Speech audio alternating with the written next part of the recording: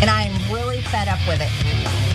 Sick and tired of it. The only way to save America is for Republicans to grow a spine. Guys, if this was in the Democratic Party, I would still condemn it, and you guys have seen me do it 1,000 times with things that were much more mild in representation of physicality or violence when it comes to our side.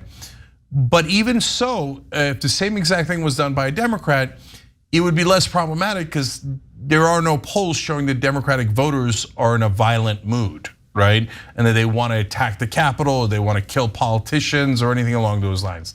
But there is a poll, in fact, there are several polls showing that about 28% of Republican voters think it might be time for violence.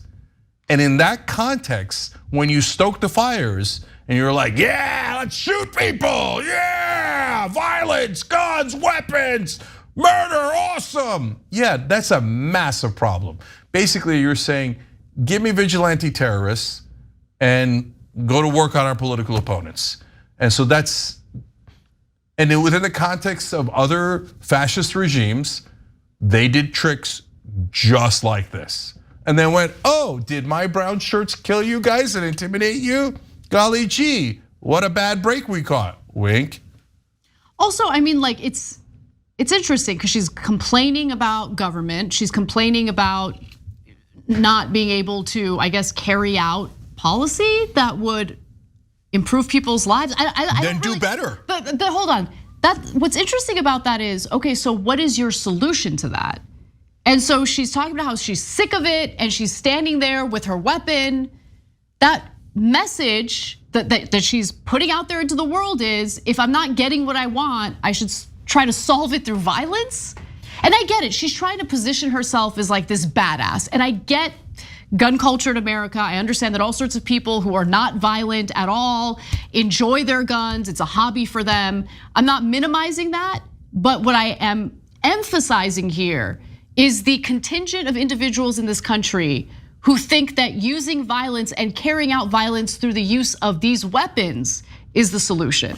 Guys, like if she just used a sword, I'd be like, oh, let her go. We've used swords in the past, and nobody attacked January 6th with swords. There's no poll saying that Republicans can't wait to cut people's fingers off with swords or whatever it is, right? That's just like tough guy imagery, right? But no, she has an assault weapon, which she's firing in the intro in Washington, D.C., and then saying, oh, politics isn't working, but hey, we have weapons. And 28% of Republicans, guys, are tens of millions of people.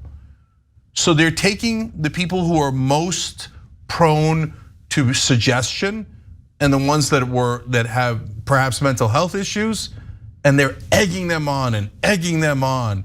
And then guys show up just like last week in front of Obama's house saying, I'm gonna kill Obama, I'm gonna kill Jamie Raskin, etc. And let alone the pipe bombers, let alone the guys who drove up in the vans that they said were filled with bombs, let alone the people who tried to kidnap the Michigan governor, and it goes on and on and on. And within that context, here she is pouring fuel all over that fire. It's not an accident. They want to intimidate us through violence. These are terrible, disastrous times.